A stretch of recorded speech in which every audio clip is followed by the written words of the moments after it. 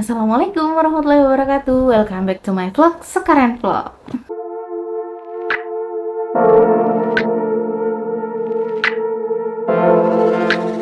Nah, teman-teman, aku udah pernah ceritain tentang Cianjur Kloter 1 nih. Aku udah pernah bilang kan, kalau aku berangkat ke Cianjur itu sebanyak 3 kali, dan aku extend selama beberapa hari ke depan setelah kloter ketiga. Nah, kloter kedua ini adalah kloter pertamanya lembaga lain yang bakalan aku ceritain. Aku berangkat sama siapa nih? Nih, aku berangkat sama BSMI, Bulan Sabit Merah Daerah Istimewa Yogyakarta. Bersama 2 dokter, 1 perawat, 1 tim psikososial, 1 driver, 1 tim ambulan, dan aku sendiri farmasis. Kita bawa banyak banget bantuan untuk para masyarakat Cianjur yang insya Allah sangat bermanfaat. Kita berangkat pada tanggal 30 November 2022 dan tiba di Cianjur pada tanggal 1 Desember 2022. Kita berangkat sore hari dan tibanya pagi hari. Kita langsung nyampe di rumah sakit lapangannya BSMI Pusat yang ada di Panembong, Cianjur. Di situ kita langsung disambut bahagia banget sama relawan-relawan yang ada di Panembong. Nah, kurang lebih tempatnya seperti ini, teman-teman. Alhamdulillah, tempatnya nyaman. Teman-teman bisa lihat di sini ada pos kesehatannya, ada rumah sakit lapangannya, ada tenda untuk relawan juga. Di sini BSMI sudah memfasilitasi beberapa bed untuk pasien-pasien yang sekiranya harus dirawat di RSL. Oke, teman-teman, kita tiba di Cianjur pagi hari ya. Sekitar jam 6:30 kita langsung diajak briefing nih. Awalnya kita planningnya itu nggak mau ikut dulu untuk kegiatan karena kita masih mantau kan, kita baru datang dan kita nggak tahu alur yang ada di posko. Ternyata pada siang harinya sekitar jam 10 atau jam 11 kita diajak nih mobile klinik bareng sama teman-teman Garut. Nah, ini loh pengalaman yang sangat amat luar biasa karena dulu waktu saya pertama ke Cianjur itu kita stay di satu tempat. Beda sama lembaga saya yang satu ini, kita mobile klinik, kita keliling bener-bener, kita nyamperin pengungsiannya satu-satu. Dan teman-teman tahu, ini adalah salah satu medan yang harus saya lewati ketika saya mau menuju ke pengungsian. Teman-teman bisa bayangin, kita harus lewat tengah sawah dengan jalan yang cuma 1 tapak doang. Kita harus bawa kontainer obat. Carrier saya ini berisi obat, teman-teman. Saya harus bawa kontainer, tas berisi obat juga, dengan jalan sekecil itu. Jadi, memang masyarakat Cianjur pada ngungsi di sawah atau di kebun. Bukan kebun buah, kebun sayur. Sawah ya. Sawah yang nggak ada padinya. Itu kan tanahnya empuk ya, teman-teman. Mereka ngungsi di situ. Makanya kalau hujan mereka rembes, banjir gitu kan. Oleh karena itu keluhan mereka kebanyakan adalah ISPA, infeksi saluran pernapasan akut, batuk, pilek, demam ya.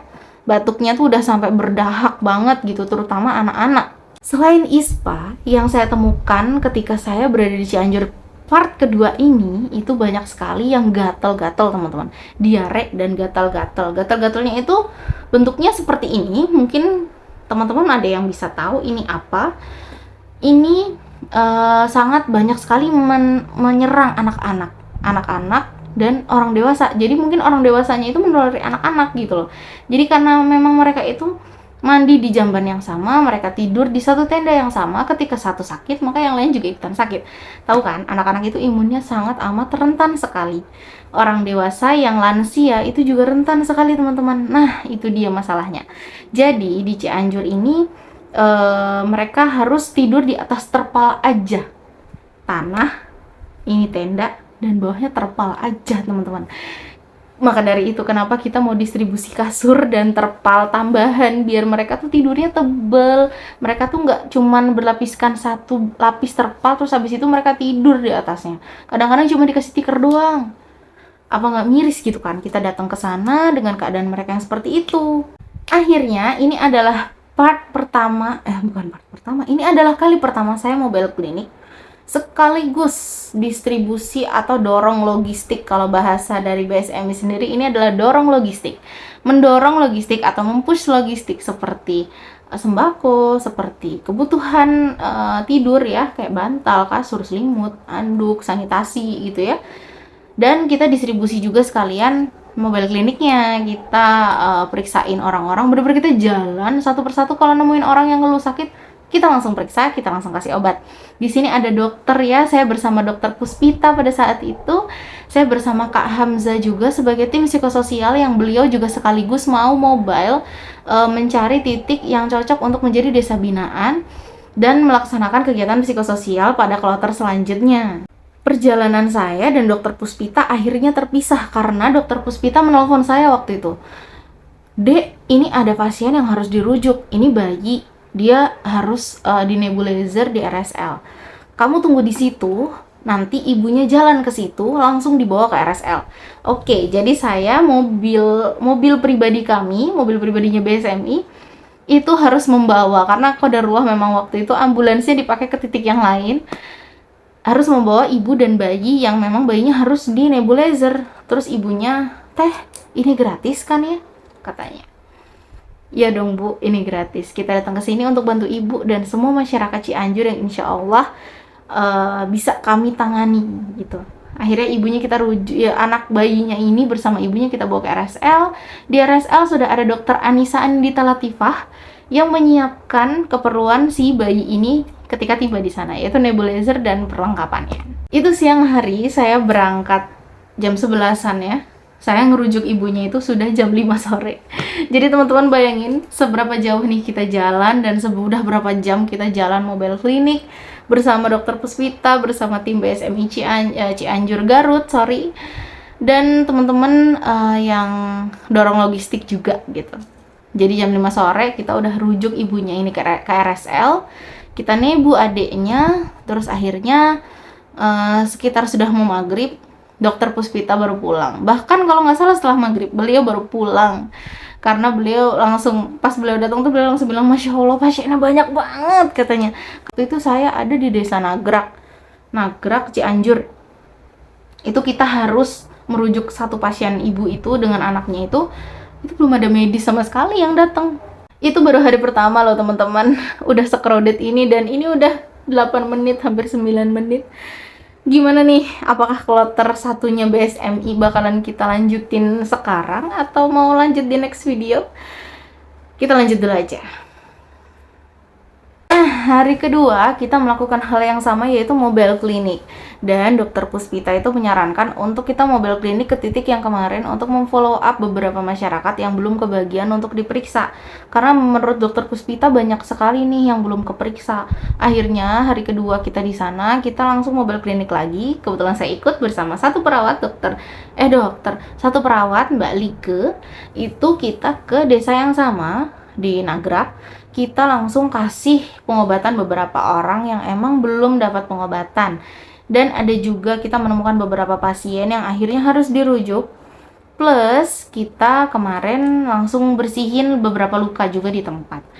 Tahu nggak teman-teman, di hari kedua saat kita lagi bersihin luka yang ini nih, bapak yang ini, saya dokter Puspita pada saat itu merasakan gempa yang lumayan besar. Itu gempa susulan terbesar ketika saya di Cianjur loh teman-teman. Itu gempa susulan terbesar yang saya rasakan. Teman-teman tahu, kami sedang berada di bawah bangunan teman-teman. Jadi teman-teman bisa rasain gimana ketika ada gempa, kita tuh cuma kayak gempa. Kita mau lari, bapaknya lukanya masih kebuka, belum selesai.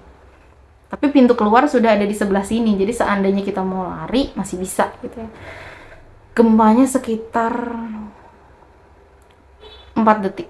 Aku sama dokter Puspita, Mbak Like, dan Bang Sano ya yang nganterin kita ini, kita cuman udah.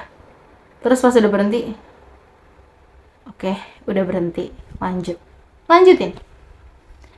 Jadi teman-teman bisa bayangkan betapa beresikonya relawan kebencanaan yang turun di dunia bencana. Jadi stop deh buat teman-teman yang bilang kayak, "Ngapain sih lu capek-capek ke medan bencana?" Ini loh nyawa-nyawa yang akhirnya bisa punya keinginan untuk oke, gue bangkit lagi, ada yang nolongin gue, Allah kirim nih orang-orang yang bantu gue buat bangkit lagi gitu. Oke, stop ya bilang relawan tuh nyapain, nggak ada yang nyapain. Oke, stop bilang kayak gitu. Oke. Nah, hari kedua ini selesai, hampir malam hari ya teman-teman. Kita udah pulang, kita evaluasi pada malam hari seperti biasa.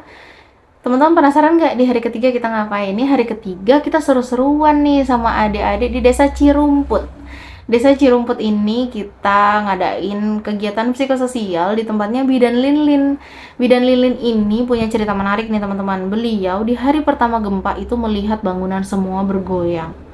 Beliau cerita gini. Saya praktekin pas beliau cerita.